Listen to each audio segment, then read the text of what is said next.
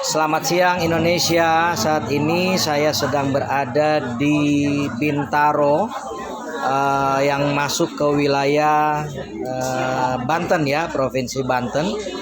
Dan tidak kebetulan hari ini saya bertemu dengan putra dari seorang tokoh bangsa, yaitu Bapak Yohanes Latuharhari, yang kalau kita belajar sejarah Indonesia, Pak Yohanes Latuharhari bersama dengan beberapa perwakilan dari Indonesia Timur, termasuk Pak A.A. Maramis, Dewi Lapian, Samratulangi, di mana mereka ini masuk dalam panitia ya, kalau nggak salah panitia persiapan kemerdekaan Indonesia,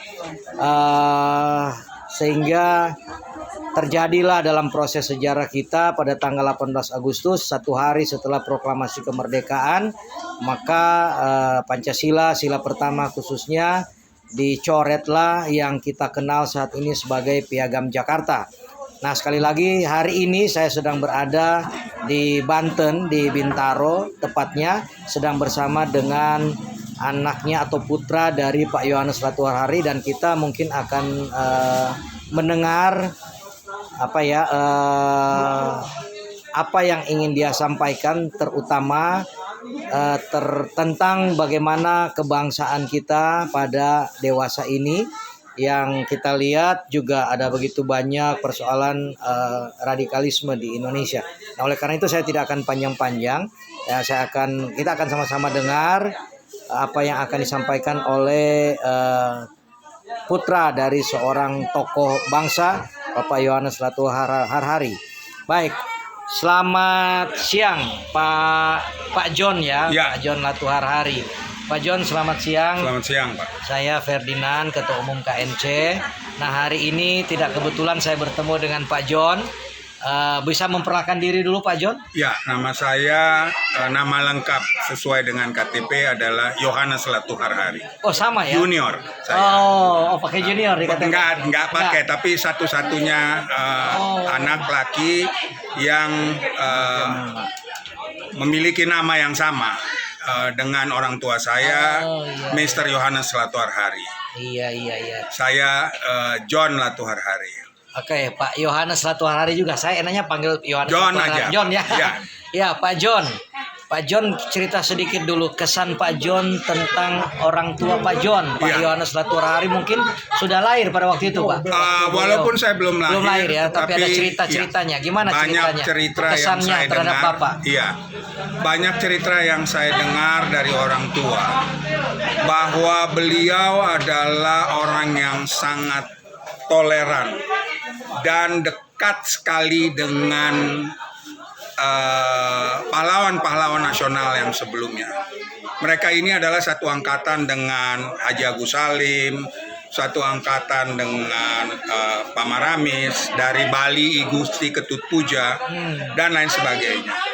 Pada saat itu mereka duduk di Badan Persiapan Kemerdekaan Republik Indonesia. Dan apa yang saya dengar pada saat itu, mereka bersama-sama dengan teman-teman dari Indonesia Timur ingin supaya Indonesia bersatu, memiliki apa yang sekarang kita bisa rasakan adalah NKRI, Negara Kesatuan Republik Indonesia, yang berdiri di atas semua golongan. Semua golongan. Kristen, Islam, Hindu, Buddha, dan lain sebagainya. Sehingga inilah yang menjadi dasar perjuangan supaya ada NKRI. Karena terus terang kalau saya dengar dari cerita orang tua waktu saat itu, apabila tidak bisa diterima, mereka akan melepaskan diri tanpa hard feeling. Kalau memang Indonesia mau berjalan sendiri. Tetapi maksudnya Indonesia Timur pisah ya? Akan pisah. Tetapi oleh karena kebesaran hati dari dua tokoh utama, Bung Karno dan Bung Hatta, yang ingin supaya ada NKRI ini, sehingga merangkul semua golongan, maka jadilah Pancasila yang kita bisa nikmati sampai dengan saat ini. Ya, ya. Itu ceritanya, Pak. Jadi memang Republik ini buat semua golongan, bukan hanya buat satu golongan. Dan ini yang kita perjuangkan sampai dengan saat ini, yang Bapak perjuangkan, bahwa kesetaraan kita tidak minta dilebihkan. Ya, kita tidak minta dilebihkan, cuma kita minta disetarakan dengan golongan-golongan lain. Terima kasih, Pak. Iya, terima kasih Pak John. Lalu kalau Pak John melihat situasi seperti ini, saat ini kira-kira bagaimana menurut Pak John situasi ini sedang seperti apa? Lalu kemudian harapan Pak John sendiri sebagai seorang putra dari tokoh bangsa, kira-kira apa harapannya, Pak? Pertama yang kita mesti akui bahwa keadaan intoleran makin meluas ya di Republik ini. Dan ini yang harus segera diatasi, baik oleh orang-orang yang mempunyai wewenang di atas dan lain sebagainya. Baik kita sebagai orang-orang di bawah, kita ingin menjelaskan bahwa kita ingin memiliki toleransi bersama-sama. Karena negara ini punya kita semua. Tidak bisa kita bilang bahwa negara itu hanya dimiliki oleh satu golongan. Tidak bisa. Kita ini Republik Indonesia. Dan orang-orang minoritas pada saat itu ikut menciptakan Republik ini. Kita bukan pendompleng kendaraan yang sudah jalan, enggak. Kita duduk bersama-sama dengan Soekarno-Hatta pada saat itu menciptakan negara itu. Sehingga saya mengharapkan bahwa dengan adanya lembaga yang Bapak pimpin, semoga banyak orang-orang mengerti dan banyak orang-orang bisa menerima bahwa Republik ini punya kita bersama. Kira-kira begitu, Pak. Iya. Orang semua bersaudara ya, Pak. Betul, ya? Kata betul, orang Manado. betul.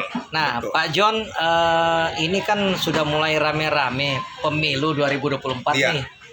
Kira-kira untuk calon presiden maupun calon-calon kepala daerah, DPR RI dan DPR di sebagai tingkatan, kira-kira terkait dengan isu yang kita bicarakan, yaitu isu kebangsaan, kesetaraan, kira-kira calon presiden atau pemimpin yang seperti apa? Karena kita lihat juga kan ada juga dari orang-orang yang misalnya kita sinyalir seperti terpapar radikalisme juga kelihatannya mereka pingin maju juga jadi wali kota, jadi gubernur, jadi presiden misalnya.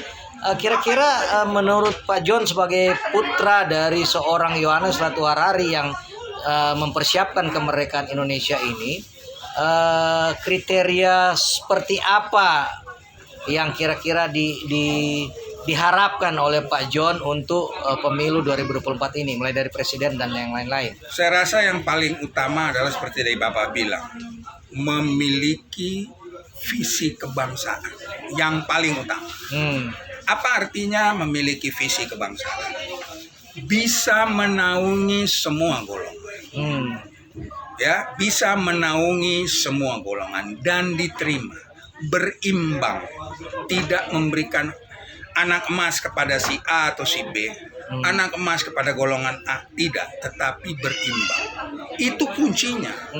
Kita belum tahu siapa, kita belum tahu, tapi itu doa kita bahwa semua pemimpin yang ditunjuk nantinya, tentunya pemimpin ini juga apabila memang Tuhan menghendaki bahwa pemimpin ini harus memiliki wawasan kebangsaan. Itu yang paling utama. Yang lain mungkin dengan memiliki wawasan kebangsaan, yang lain pasti akan menyusul kebaikan-kebaikan yang lain. Kira-kira begitu, Pak. Ya, jadi saya akan kerucutkan aja, bikin polarisasi, Pak, karena saya lihat ini nanti yang orang-orang ingin menjadi pemimpin di semua tingkatan sampai pada tingkat presiden, itu saya polarisasi menjadi dua golongan. Yang pertama kaum nasionalis yang Bapak bilang punya hati kebangsaan, dan juga ada mungkin yang saya sebut kaum radikalis juga ingin merebut kekuasaan ya. Nah, kira-kira pesan Bapak untuk pemilih-pemilih, kira-kira saya sudah polarisasi, mungkin apakah mau pilih yang nasionalis atau kita tolak yang radikalis? Betul. Pak? Pasti kita pilih yang nasionalis. kita tolak yang radikalis.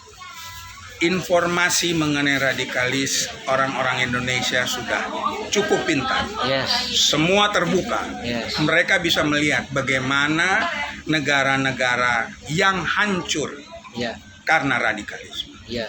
Orang Indonesia sudah cukup pintar. Semoga bahwa yang memiliki wawasan nasionalis akan menang dan akan tetap berada di Republik ini sehingga kita semua bisa bersama-sama untuk NKRI yang lebih maju. Oke, baik. Terima kasih Pak John. Jadi jelas ya. Nasionalis yes, radikalis no. Jangan pilih orang yang kita sudah memiliki data bahwa mereka terpapar radikalis. Ya, tolak. Ya, Tolak. harus Kita pilih tetap nasionalis. pada Pancasila, founding fathers yang sudah bikin dengan cucuran keringat dan darah. Itu terus kita pegang. Karena itu kekuatan Republik ini. Betul. Ini kekuatan Republik ini. Kalau nggak percaya Pak, Kalau ya, nggak- kayak Suriah itu ya. Kayak Suriah, kayak Rusia. Kayak Rusia ya sekarang. Terpecah-pecah. Ya. Iya. Baik, terima kasih sekali lagi Pak John. Ya. Jaga kesehatan. Terima kasih, Kita Pak. sama-sama melanjutkan perjuangan Amin. almarhum Pak Yohanes Latuharhari dan rekan-rekan Amin. kaum nasionalis. Puji Tuhan. Terima Puji Tuhan, kasih. terima Pak. kasih. Nah, saya mau wawancara ini ada Sekum nih, Sekum KNC. Makasih ya Pak John. Ya, makasih, Pak. Sekum KNC, bagaimana ini ada pandangan atau pendapat komentar terhadap apa yang kita bicarakan dengan Pak Yohanes Latuharhari juga, panggilannya Pak John. Tapi nama beliau itu sama dengan nama bapaknya, Yohanes Latuharhari, pendiri bangsa. Apa komentar Pak Ya. Cliff? Pokoknya intinya segala bentuk intoleran, radikalisme, dan terorisme harus kita tolak dan lawan. Tidak boleh ada di negara tercinta kita. Karena negara tercinta kita ini, Indonesia, itu negara hukum, negara yang berlandaskan Pancasila dan undang-undang. Itu saja yang kita pegang. Jadi mari bersama dengan KNC kita lawan dan tolak segala bentuk intoleran, radikalisme, dan terorisme. Oke. Merdeka. Mantap Pak Sekretaris Umum. Kita mau dengar komentar dari Ketua Provinsi Banten KNC terkait pembicaraan kita dengan Pak Yohanes Latuharhari tadi. Selamat siang Pak Ketua. Pak, selamat. perkenalkan diri lalu beri komentar tentang obrolan kita dengan Pak Yohanes Latuharhari tadi. Silakan Pak. Selamat siang rekan-rekan mitra KNC dimanapun saudara-saudara berada di seluruh Indonesia, bahkan yang ada di luar negeri. Saya terharu mendengar langsung wawancara ini, ya, diwawancarain oleh Bapak Ferdinand Wati kepada anak tokoh yang saya katakan ya, founding father, pendiri Republik ini atas kesepakatan bapak-bapak bangsa ini. Dan saya terharu. Kenapa? Mendengarkan cerita langsung dari Bapak John Latuharhari yang adalah anak kandung, anak bungsu daripada Bapak Yohanes Latuharhari. Dan ini harus kita responi ya dengan baik dan kita sosialisasikan ke seluruh Indonesia bahwa negara ini bukan berdasarkan satu golongan atau satu kelompok, tetapi berdasarkan kesepakatan bersama para founding father kita. Itu yang harus kita sosialisasikan supaya dengan cara inilah sosialisasi ini untuk meredam radikalisme, informasi-informasi yang sesat, informasi-informasi yang salah, bahwa negara ini itu didirikan berdasarkan kesepakatan para founding father. Dan saya bersyukur mendengar langsung dari jawaban wawancara daripada Bapak Ferdinand, supaya kita yang masih ya sadar akan pentingnya ya memiliki wawasan kebangsaan. Karena apa? Untuk kelanjutan anak cucu kita yang masih tinggal di Indonesia. Sangat berbahaya kalau paham ini berkembang di Indonesia. Tidak ada cara lain selain kita lawan radikalisme yang ada di Indonesia. Tidak ada cara lain. Perlu kita bergandengan tangan, bersatu hati, seluruh komponen bangsa, masyarakat yang ada di Indonesia, supaya melawan intoleransi dan radikalisme yang ada di Indonesia. Karena kita harus kembali kepada awal sejarah dan cita-cita tujuan negara Republik Indonesia ini didirikan. Begitu Pak Ferdinand. Wah, luar Ya, biasa. terima kasih Luar biasa. buat wawancara dan penjelasan daripada anak tokoh pendiri ya, negara Republik Indonesia ini, Bapak John Latuar Hari, supaya membuat kita terbuka hati, terbuka mata, yang merapatkan barisan, tidak memberikan kesempatan dan celah untuk para kaum radikalisme yang coba ingin membubarkan negara kesatuan Republik Indonesia dengan cara kita mensosialisasikan ke seluruh Indonesia, ya, meredam radikalisme dengan cara bergandengan tangan. Terima kasih Pak Ferdinand. Luar biasa. Terima kasih Pak Ketua Provinsi Banten. Ya, maju terus, jaga kesehatan ya. Amin. Kita tetap berjuang untuk Indonesia. Amin. Puji Tuhan. Baik, saudara-saudara, kita sudah mendengar tadi obrolan dengan Pak John Latuar Hari. Nama lengkapnya sama dengan orang tuanya, Johannes Latuar Hari. Lalu ada komentar dari Sekum dan Ketua KNC Provinsi Banten. Nah, Bapak Ibu Saudara, kita sudah dengar tadi bahwa Indonesia ini didirikan bersama-sama oleh seluruh kelompok agama maupun etnis yang ada di Indonesia, dan pada tanggal 18 Agustus 1945, sehari setelah kemerdekaan Indonesia tanggal 17, Pak Johannes Latuar Hari bersama rekan-rekan dari Indonesia Timur, ya, baik Bapak A. Maramis, Samratulangi, BW Lapian, kemudian pada tanggal 18 ini Pancasila, sila pertama itu dicoretlah, dikeluarkanlah yang kita kenal sekarang sebagai Piagam Jakarta. Ini adalah sebuah komitmen bersama dalam mendirikan bangsa ini. Nah, oleh karena itu kita generasi penerus harus terus menjaga, mengawal Indonesia ini, negara kesatuan Republik Indonesia, dari rongrongan ancaman orang-orang atau kelompok-kelompok tertentu yang ingin mendirikan Indonesia ini sebagai negara agama dari suatu agama tertentu.